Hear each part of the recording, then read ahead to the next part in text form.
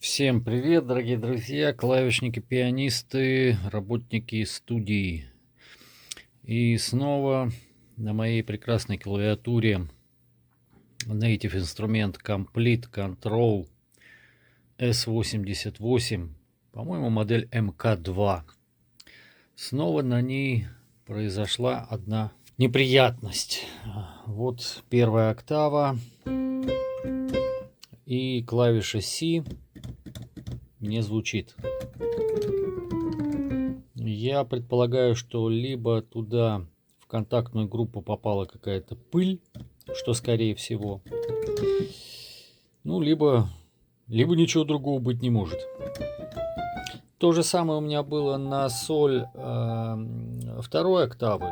И методом продува, прочистки мне пришлось, естественно, вскрывать корпус, но эта проблема была устранена. Тут я уезжал на неделю примерно в небольшой отпуск, не пользовался клавиатурой, и вот произошла такая штука. Сейчас придется раскрывать корпус, отворачивать примерно 40 винтов, аккуратно раскрывать, продувать. И при этом, конечно, главное очень аккуратненько быть со шлейфами, которые расположены примерно вот здесь. Ну, естественно, там внутри. Поехали! Всем еще раз привет! Моя первая попытка с продувом, сжатым воздухом контактной группы Complete Control S88MK2 оказалась неуспешной. Продуть контакты воздухом толком не удалось, и у меня клавиша C первой октавы по-прежнему не звучит. Поэтому сейчас мы будем разбирать это дело полностью, и я буду использовать в качестве помощника один ролик на YouTube. Поехали!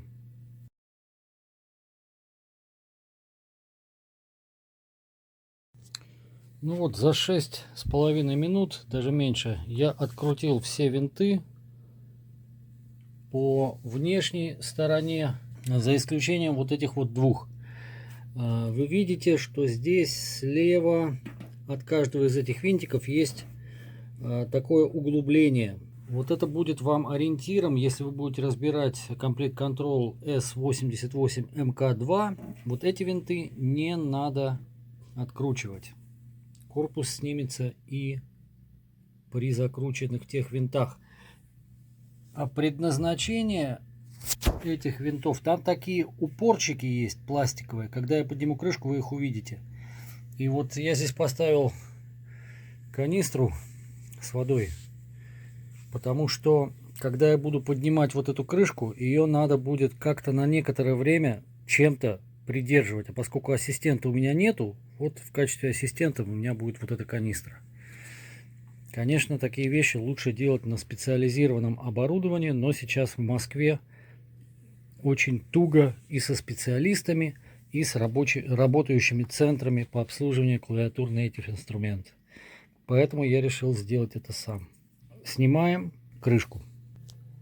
Ну вот открыли. И я думаю, друзья, что предназначение вот этих вот самых деталей как раз для того они нужны, чтобы служить, наверное, упором, когда вы поднимаете крышку. Или упором для вот этой вот панельки. Так, тут у нас прям натяг такой. Проводочки зафиксированы. Вот это сейчас все придется открутить, чтобы появилась возможность снять клавиатуру. Других вариантов я не вижу. Потому что мне надо добраться до контактной группы. Вот она там зеленая. Вот там под ней эти резинки. Ну что ж, пробуем разбирать дальше. Ну, в результате все оказалось немножко проще. Или намного проще. Крышка у меня легла как раз на подлокотнике от дивана. Их длины оказалось достаточно, чтобы у нас поместилась и основная часть, где клавиши и вся электроника, и защитная крышка. И как видите, проводки, я думаю, что это, наверное, заземление, земля, тоже все здесь достаточной длины, чтобы вот таким образом положить. И, конечно, самая важная часть, самая нежная, это вот этот шлейф. Я прямо за ним следил, затаив дыхание. Так, отсоединяем полностью эту крышку. Для этого, как в той видеоинструкции, которой я сейчас пользуюсь, нам придется кусачками перекусить вот этот хомутик, иначе не снять. Иначе здесь не отсоединить. Ну, это, я думаю, руками мы отсоединим. Я отсоединил оба шлейфа. То есть вот этот контакт выходит отсюда. Очень просто его вытащить. Не надо особых усилий. Так, вот эту стяжку я заменю, думаю, без проблем. Так, вот с этим шлейфом, ребята, будьте крайне осторожны. Он тонкий, тонкий. А вот это, как бы ее назвать, клемма, не клемма, в общем, контактная группа, очень хитрая. Здесь есть вот такая коричневая деталька. Она отклоняется на меня. Очень осторожно. И потом, когда вы будете засовывать шлейф обратно, ну, в данном случае, когда я его буду засовывать обратно, мне надо будет эту коричневую детальку аккуратно как бы вот так защелкнуть, и она втянет, собственно, вот эти контакты на шлейфе. Так, пойдем дальше. Отсоединил 3 провода заземления. Раз, два, он здесь. Теперь вот он. И 3 был вкручен здесь. Теперь вот он. И теперь мы можем снять, убрать временно эту крышку. Крышку убрали. В сторону отложили. И пока все нормально. Теперь мне предстоит, собственно, снять этот механизм. Сейчас буду смотреть инструкцию, как там японский чувак это делал. Теперь, друзья, у нас тут есть какой-то периферийный кабель. В общем, нам надо открутить вот эту черную часть. Так, тут есть у нас винты. Раз, два вон там в глубине. И 3 вот здесь. Откручиваем. Вот этот кабель вынимать надо очень осторожно. Он был прижат вот такими пластиковыми губками, соответственно, с одной стороны и с другой стороны. И чтобы его не разбалтывать и не порвать ни в коем случае, по совету того японца я использовал зубочистку. Что я делал? Я поддевал его и как бы из середины, только с той стороны, его выдавливал. Таким образом края втягивались внутрь, и он потихоньку вылезал. Вот так. Надеюсь, я там ничего не повредил. Очень надеюсь. Вот такая ситуация. Удалось открутить вот эту деталь и вытащить аккуратненько вот эти шлейфы из вот этих пазов. Далее чувак японский советует отключить 2 вот этих вот шлейфа, соответственно, которые идут к колесам. Что мы и сделали. Верхний справа, ну точнее он сейчас верхний, он справа получается, нижний слева. Так, еще надо отделить 3 каких-то кабель, 3 тоже каких-то шлейфа. Сейчас будем смотреть, что за 3 шлейфа. Наверное, это вот эти вот. Раз, два. И где 3? 3-го не вижу. Кто-нибудь видит? Это просто скотч. Так, ага, еще у нас тут вот что-то есть. Еще какой-то провод есть. Но сейчас будем аккуратненько смотреть. Еще одна важная заметка, друзья. У вас клавиатура, вот эта вся часть с белой начинкой клавишной, не вылезет из корпуса, пока вы не открутите еще и вот эти вот. Видите, два. Я их открутил, и их тут таких фиксатора. Раз, два, три. Три. Вон там. Так, сейчас я включу свет. Да, вот там еще справа 3. И там дальше еще. Раз, два, 3, по-моему. В общем, все они откручены. Кое-какие болтики у меня некоторые примагнитились к отвертке. Так, сейчас еще здесь посмотрим. Видно вам их? Вот откручены болты. Сейчас я еще раз проверю, нет ли там каких-то шлейфов, которые к клавиатуре прикреплены, чтобы нам их не оборвать. В принципе, все шлейфы здесь в середине. Их видно. Ну, сейчас будем аккуратненько поднимать и посмотрим, что там. Главное, ничего не порвать. Не дергаться, вовремя отпустить. Еще обязательно снимаем вот этот шлейф. И тут есть по бокам провода, видимо, тоже заземление какое-то. Один слева и один там в конце справа. То же самое откручиваем. Сняли клавиатурку. Видны лампочки. Как бы я чего не порвал. Да вроде ничего не порвал. Так, что могу сказать? Вот эти провода заземления откручивать не надо.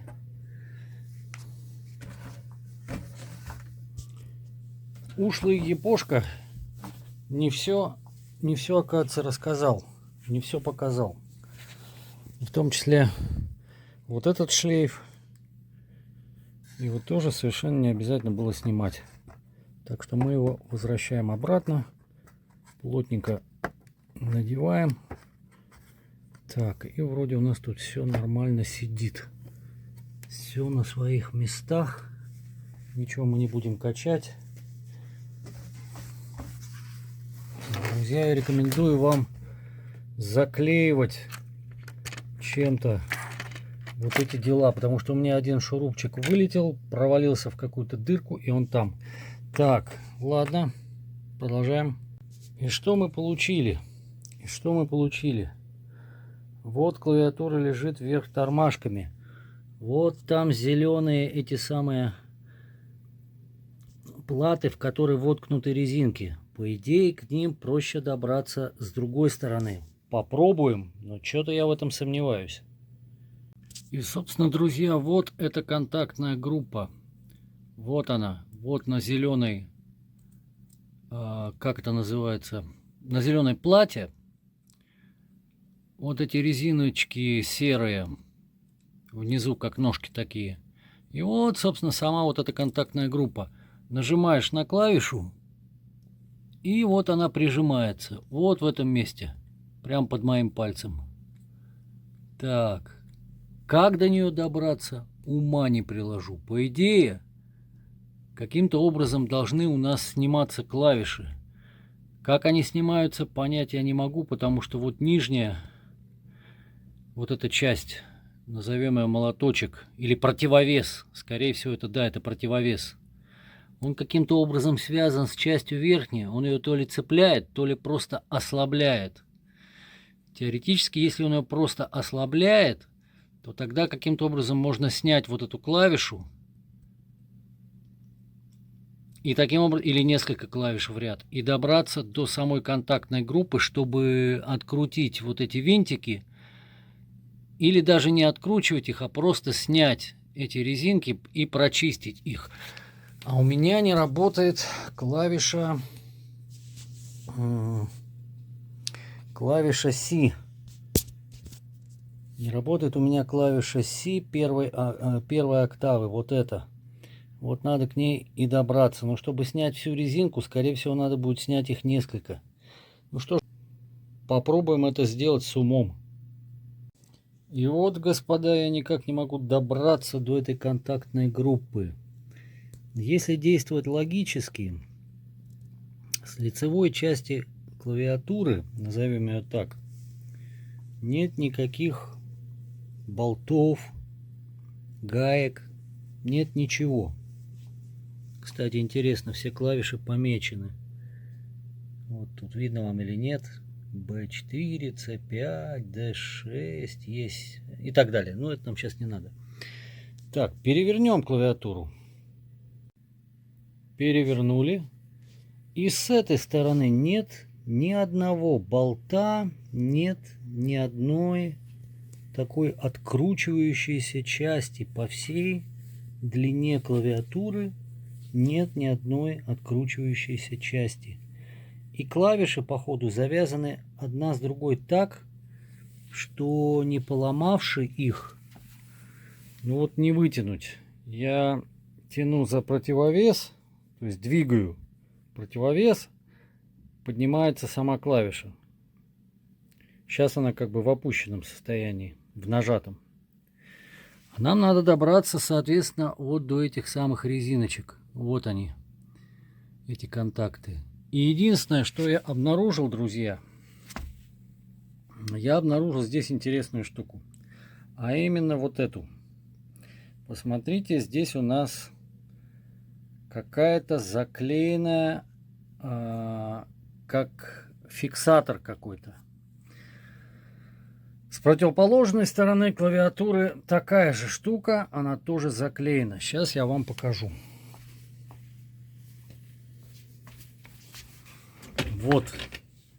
Вот эта штучка, вот это, я не знаю, пробочка, крышечка, колпачок какой-то с выступающим таким, даже не знаю, как это назвать, ну, с выступающей частью. И она тоже посажена на клей. И насколько я понимаю, логика мне подсказывает, что под этим колпачком как раз располагается, скорее всего, длинный такой штырь, стержень, на котором держатся все клавиши. Ну вот, в принципе, его и видно. Он здесь вот металлическим блеском поблескивает. Вот его видно. Теоретически, если я сейчас эти штуки каким-то образом сниму, то я смогу вытащить этот штырь. Естественно, все клавиши начнут вываливаться у нас, высыпаться. Поэтому сейчас я подложу что-то под клавиатуру, чтобы это не высыпалось у нас все. Или уберу эти вообще подлокотники диванные, положу просто клавиатуру на стол. Или даже на диван. На диван, пожалуй, на диван. Потому что стол у меня узкий, его длины не хватит. И тогда мы попробуем провернуть этот трюк. Я думаю, что когда клавиши у нас будут освобождены друг от друга, то я смогу подлезть к этой самой резиноконтактной группе. Вот она, эта зеленая. Итак, друзья, вот эта заглушка легко довольно-таки смещается с места. Так. Пока... и вытаскивается. Да, вот я ее и снял. Вот такая заглушка на какой-то клей, не клей, на что-то она была посажена, но мы ее приклеим. И вот этот самый стержень. Сейчас я сделаю то же самое с другой стороны.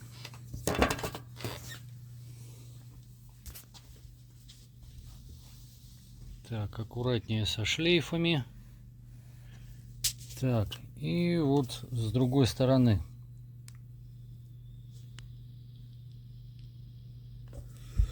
Нигде я не нашел такую инструкцию в интернете. Конечно, это сугубо технические такие дела. Так, как бы ее взять так, чтобы не поломать? В принципе, тут этого клея, это даже, знаете, на что похоже? На канифоль или эпоксидная смола какая-то. Аккуратненько пассатижиками берем, плоскогубчиками. Вот раз. И она у нас отошла. Да, это какой-то клей, типа смолы какой-то. В общем, на клей-то мы на какое-нибудь это дело посадим. Естественно, потом. Так. Да. А вот теперь самое интересное. как нам это выдвинуть? Это же просто так не выдвинешь.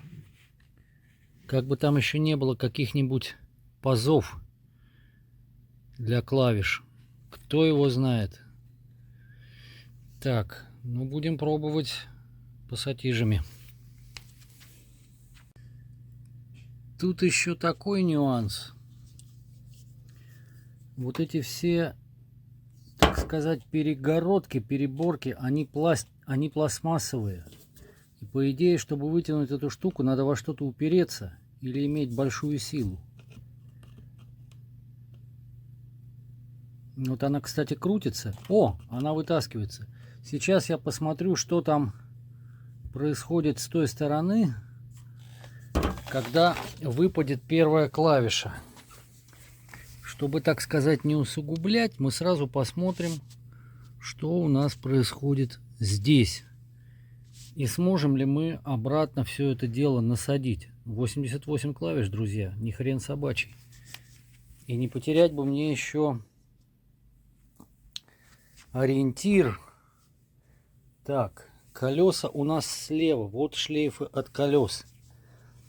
И мне нужно добраться до ноты Си первой октавы. Вот она. Вот она, эта клавиша. Поэтому, по идее, мне бы лучше вытаскивать, начать это вот с той стороны. Да, друзья, все оказалось именно так. Я немного выдвинул с той стороны вот этот стержень. И вот у нас что получается. Вот этот противовес. Он отсюда достается легко. И взгляду открывается вот такая штука. Внизу, соответственно, нижняя часть клавиши. Да. Так что вот так вот мы сейчас все это аккуратненько. И тут причем все это в смазке. Густо в смазочке.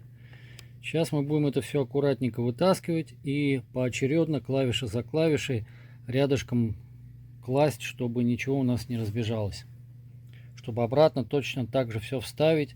И, соответственно, насадить на стержень.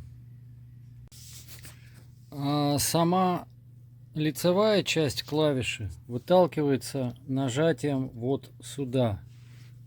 Так, не слишком сильно. Аккуратненько нажимаем. Раз. Вот получается такой щелчок. Клавиша вытолкнулась. Вот здесь, соответственно, такой как зажимчик, не зажимчик пластиковый. Обратно она вставляется так же само. Так. И кладем эту крайнюю правую клавишу. Кладем или ставим. В общем, как-то так. И будем их так складывать. 88 штук все. Пока не дойдем до ноты Си. И вот у нас открывается вот эта контактная группа. Вот о чем я и говорил. Все. Вытаскиваю стержень. И пойдем дальше. Ну вот, друзья. Стержень поначалу вытаскивается с трудом. Приходится его вот этими пассатижиками покручивать туда-сюда. Но делать это надо аккуратно. И вот я уже вытащил, ну, сантиметров 45-50. Чем дальше он вытаскивается, тем идет легче. Так, ну а тут можно, собственно, отслеживать, что у нас получается. Вот он тут у нас поблескивает. И вот у нас уже вот до сих пор... Что это у нас за нота? Ой, видеть бы.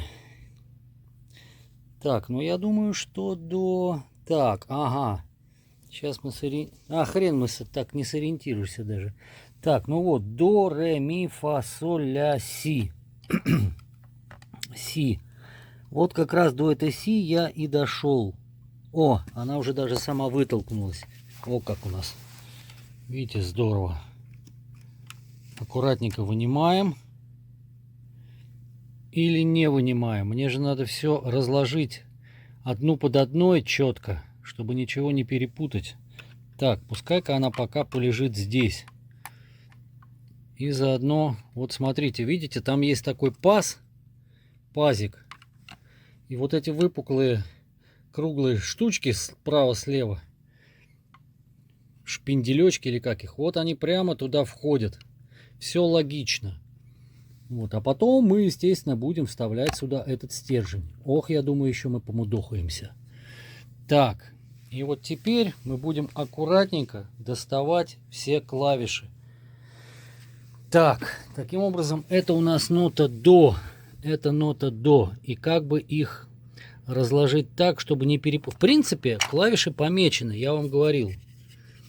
Кто не верит, вот посмотрите. C8 здесь написано, видно? C8, да, C8. То есть вы их не перепутаете. Все, начинаю, продолжаю дальше. Вот что у нас получилось. Вверху самая высокая октава, 4-я, далее 3-я октава, чуть ниже, далее 2-я и далее 1-я. До половины 1-й октавы я дошел, вытащил эти противовесы. Сейчас перевернем, будем вытаскивать, собственно, сами клавиши рабочие. Так, и с этой стороны четко видно, что мы дошли до фа диеза 1-й октавы. Отлично, у нас глючит си. Мне главное добраться до вот этого, назовем его так, блистер в этой контактной группе. Снимаем клавиши. Снимаем клавиши и расставляем их в четком порядке. Вот это пойдет туда, 2-й и так далее. А вот, друзья, какая красота. Вот такая красота. Главное теперь не наступить ни на что. Кстати, руки все в смазке. Так что, когда вы будете это делать, если вам это потребуется, приготовьте салфеток себе побольше. Ну, а мы дошли... Тем временем мы дошли вот аж до ноты фа 1-й октавы. До фа 1-й октавы. F1. Совершенно верно. Там написано у нас F1. Видно вам или нет? Да. Так. И вот наши, собственно говоря, резинки. Господи, я до них добрался. Я до них добрался. Да, тут хватает пылищи. Неудивительно, что где-то что-то засорилось. А у этих резиночек есть одна особенность, друзья. Вот если вы видите, вот, собственно, сама верхняя часть, вот она нажимается. А внизу есть маленькая такая прямоугольной формы отверстие. И вот эти отверстия втягивают в себя пыль. Поэтому пыль, дым, поэтому вот это все загрязняется. О, я, к сожалению, уже ношу очки. А вот сейчас смотрю на дисплей телефона, он мне увеличивает, я вижу, сколько там пыли. Так, ну что ж, пропылесосим. Конечно, хорошо было бы снять это все и все прочистить. Ну вот я пропылесосил, фактически половина клавиатуры у нас готова. А вторую, я думаю, лучше чистить, когда мы вставим стержень и насадим вот эти клавиши. Так, тут я пропылесосил. Все продул сжатым воздухом. Теперь будем снимать, собственно, резинки и смотреть, что там у нас такое. Я видел, как один чувак в YouTube чистил контакты ватной палочкой для носа, видимо, смачивая их в спирте. Ну, собственно, вот эта штука у нас... Вот у нас эти резиночки. Они снимаются, они должны сниматься. Они должны сниматься вообще без всякой фигни. Главное их не порвать. Вообще все это надо делать очень, я бы сказал так, очень нежно. Вот они, наши резиночки. Вставляется это все просто. Нажимаете на вот эту вот ямку, которая побольше, вставляете ее, потом дожимаете более мелкие. Ну, собственно, видите, тут все понятно. Ну что, наверху у нас ничего не западало. Хотя нота фа в 3-й октаве тоже подглючивала. Вот мы как раз и посмотрим, что там с ней. Сами резинки вроде целые, не пересохли. Пока я не вижу ничего такого. Ну, собственно, они и не выстреливали. Еще и важно их и сейчас не повредить. Поехали. Снимаем, чистим. Вот резиночки сняты. Вот что у нас представляют собой контакты. Сейчас я возьму эту самую ватную палочку со спиртом и все это дело протру. А потом будем собирать. Ну вот, 1,5 резиночки я прочистил. Причем обращаю ваше внимание, господа, если вы будете заниматься такой же ювелирной тонкой работой, когда будете заталкивать эти резинки на место, рекомендую вот так вот отверточкой все хорошенечко так притапливать, потому что, ну, чтобы не оставалось щелей. Чтобы не оставалось щелей. Там и так есть вот такие, видите, прямоугольные как бы канавки. Вот они. Вот раз, два. Вот такая маленькая прямоугольная штучка. Это как раз вход для воздуха. Вход и выход. Соответственно, когда клавиша нажимает вот эту часть, она сжимается и вытесняет воздух через вот это вот отверстие. Через это отверстие. А когда она распрямляется, она втягивает воздух через это же отверстие. Если там рядом есть пылинка, она, соответственно, как пылесосом пойдет туда. Так что, ну, это физика, ребята. Время от времени, конечно, с такими проблемами вы будете сталкиваться. Но что я рекомендую сразу делать всегда, это накрывать инструменты. Вон у меня там лежит, стоит Yamaha, и над ним стоит еще один инструмент Roland. Вот они накрыты. Раньше я этого не делал. Этот Тайрос у меня стоит не прикрытый, потому что я только сегодня его достал и поставил, когда у меня не получилось просто тупо продуть воздухом, не разбирая вот этот комплит-контроль. Но теперь я его разобрал. Нота Си у нас так, до, ре, ми, фа, соль, ля, си. Вот она у нас.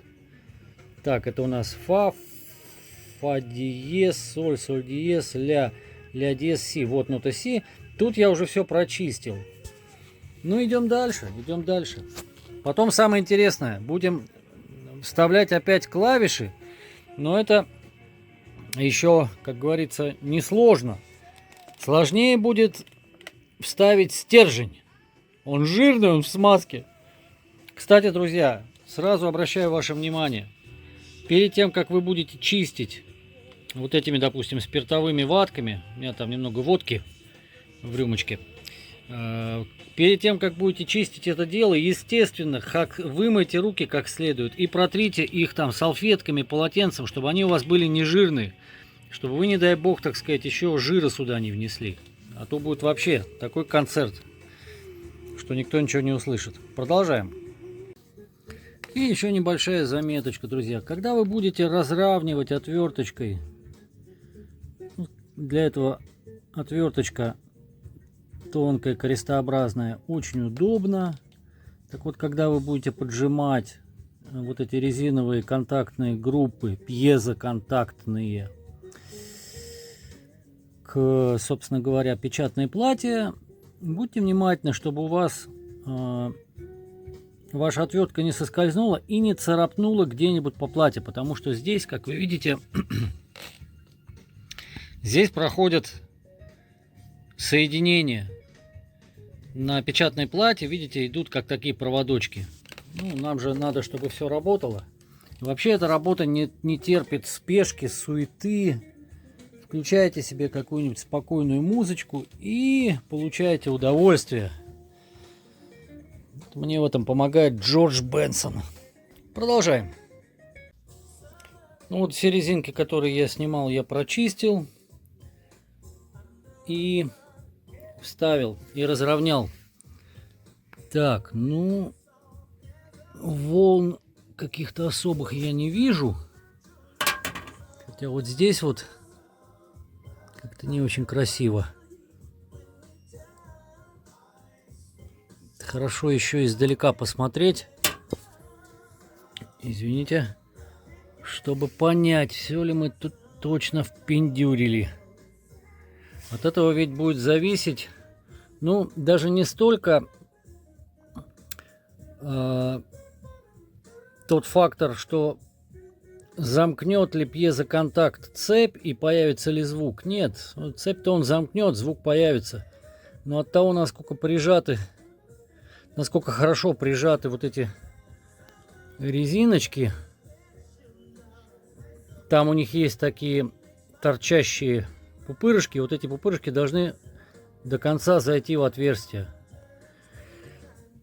И от этого просто будет зависеть, насколько они плотно прижаты, чтобы они не хватали в себя пыли много. А то придется опять через там какое-то непродолжительное время повторять всю ту же процедуру. Так, вставляем клавиши. Вставляем клавиши и будем задвигать потом, соответственно, стержень несущий. Задвигаются клавиши без проблем. Ой, блин, они еще сами пыльные. Конечно, хорошо бы их протереть. Но не все можно протирать. Смазку нужно оставлять. А вот всякую волосню, это, конечно, да. Так, вот таким образом, друзья. Тут прям в каждый пазик оно естественным образом как бы и втыкается. Вот так, раз, вставили и дожимаем до щелчка. Вот так. И все, и она стоит. А потом прикрепим противовес, соответственно, она будет подниматься. Так, дальше у нас идет черная.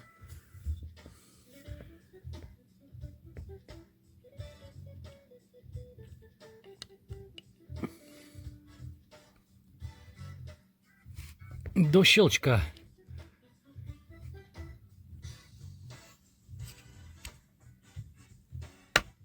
Вот так. И так далее. Черное, белое, черное, белое.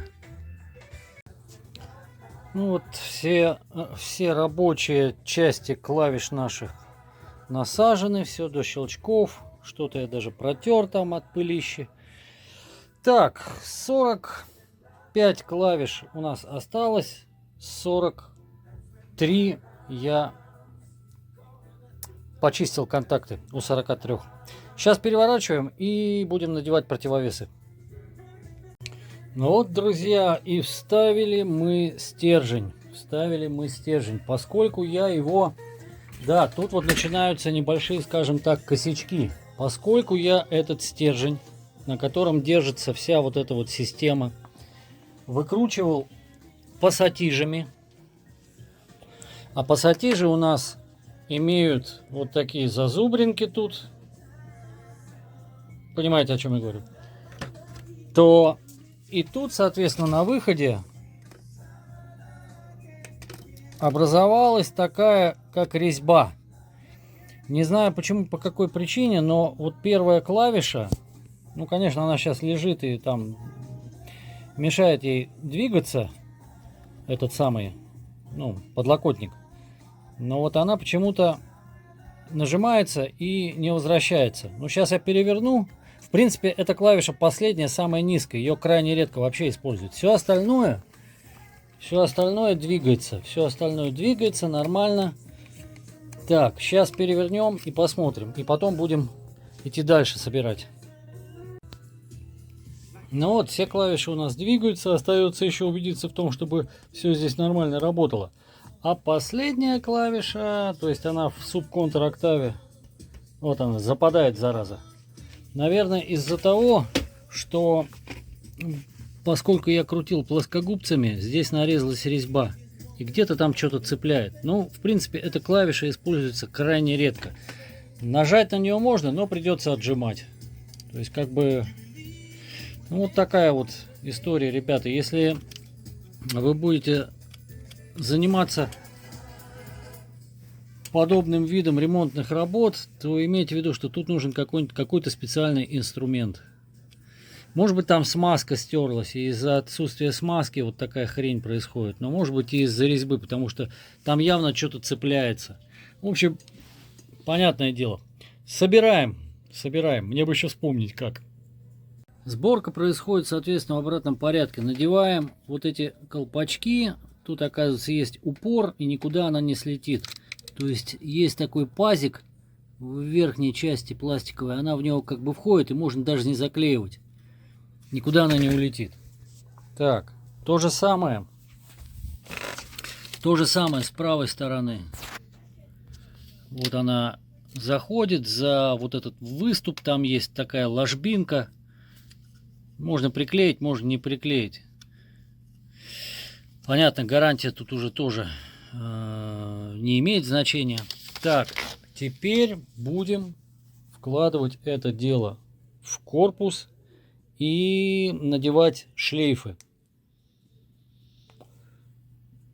Сборка осуществляется в обратном порядке.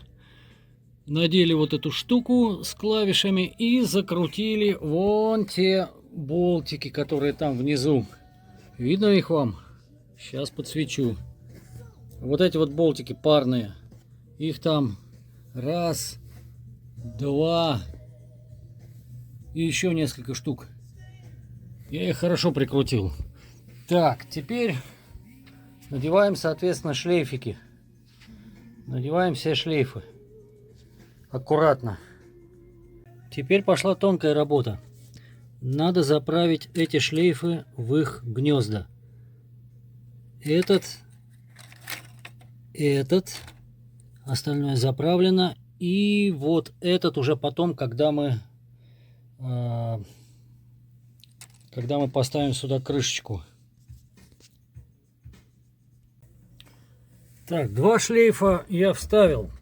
Надеюсь, вставил правильно. Значит, тут такая особенность есть. Сейчас попробую вам показать. Вот эти пазики, в которые они вставляются, значит, там есть вот такие коричневые. Видно, что они коричневые, но они темнее, черные. Такие как бы защелки. Перед тем, как вставлять шлейф, их надо, допустим, ногтями выдвинуть вверх на себя. Они поднимутся там на миллиметр-полтора. Это будет очень ощутимо. И здесь справа то же самое. Потом вы вставляете туда легонечко, без давления особого. Вообще без давления. Шлейф-то тонкий. Так, что-то не резко. Вставляете туда шлейф и надавливаете по сторонам, соответственно, слева и справа на вот эти вот пластиковые темненькие фиксаторы. И также здесь. Теперь ставим вот эту поддерживающую шлейфы планку пластиковую, которая крепится у нас на 3 винтиках. И нам надо здесь заправить шлейфы вот в эти вот пазы. Я думаю, это уже будет проще, чем их извлекать. Фиксирующая планка тоже надета. Ну и я заправил сюда шлейфы. Так сказать, может быть, не так красиво, как это было в начале, но главное, что я их не порвал. Собственно, включение нам все и покажет. Сейчас будем прикреплять оставшуюся заднюю крышку. Она у нас получается нижняя. Прикрутили 3 провода. Это, видимо, которые идут заземления на корпус. И тот, который справа. И остается нам последнее. Аккуратненько вставить вот этот шлейф сюда. Вроде я его не поцарапал нигде, все нормально. И вот этот вот контакт вот сюда. Буду ли я его фиксировать, не знаю. Наверное, даже и не буду. Поехали. Самая тонкая работа. Ну вот и все. Клавиатура собрана. Все винтики закручены. Прикол. Завинтил 3 винта. Слава богу, что еще только 3.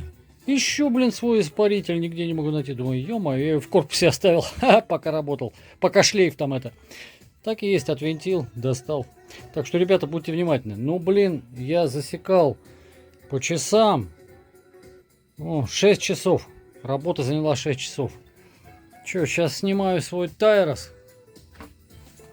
И возвращаю на место Complete Control. Все клавиши нажимаются, все нормально, и возвращаются в исходное положение, то есть несущий стержень там нормально стоит. Ну, единственное, что вот эта последняя клавиша, да, она зависает. Но, ребята, это такая мелочь. Последняя, ладно, если бы зависала где-нибудь вот здесь. А то я когда поставил этот тайр свой. Ребята, 61 клавиша после того, как у тебя было 88. Ну вообще как-то не катит.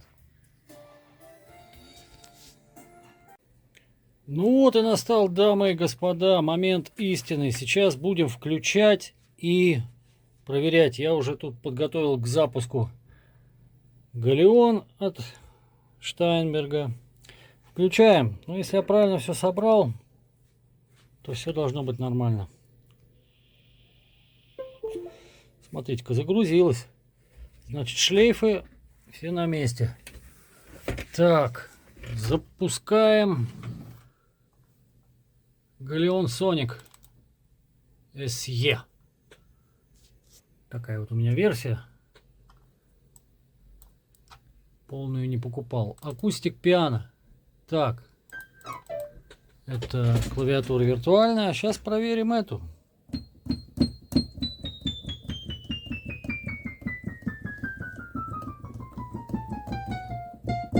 О, фаза работала нормально. Так, Си. Все, Си заработала. В полном диапазоне.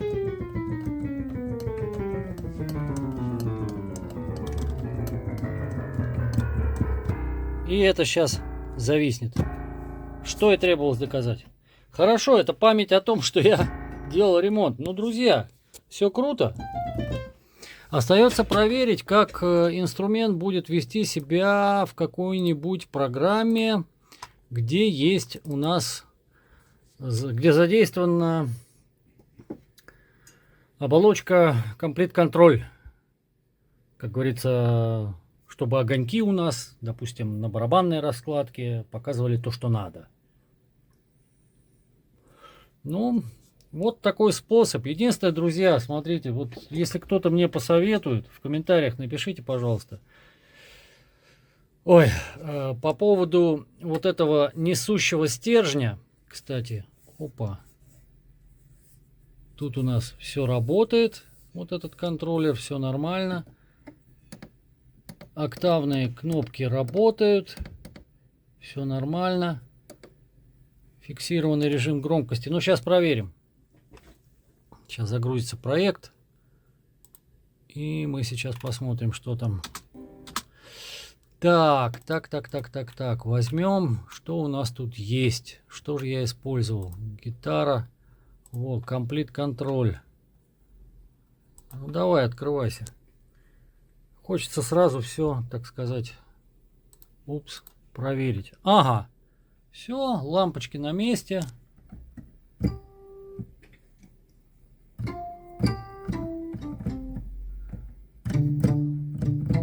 Мьют открытые. И проверим этот pitch bend. Работает и вибрато.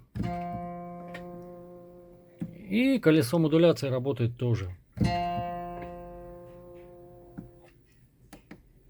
Октавы перемещаются, все нормально. Все нормально.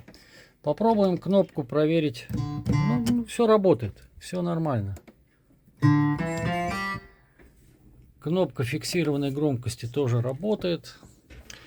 Так что вот так, ребята, если кто-то сталкивался с подобной фигней на клавиатурах от Complete Control, у меня, напоминаю, S88 MK2, то вот вам способ. Только, пожалуйста, будьте очень осторожны с несущим стержнем, с этим, на котором держатся все клавиши, которые все клавиши пронизывают. Ну, вы видели в видео.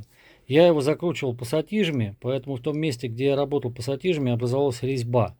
Надо было бы мне ее напильничком спилить и какой-то смазки туда добавить. Но я считаю, что это как бы не критично.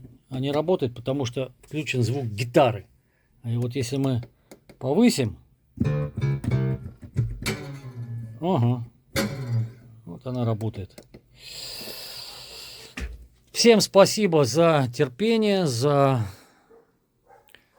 сочувствие. Это мой такой первый эксперимент с этой клавиатурой. Мне приходилось вскрывать корги, Курцвейл даже. Ой, что я только не вскрывал. Но Native инструмент, клавиатура Фатар, ребята, это не хрен собачий. Всем пока. Накрывайте инструменты от пыли тряпочками.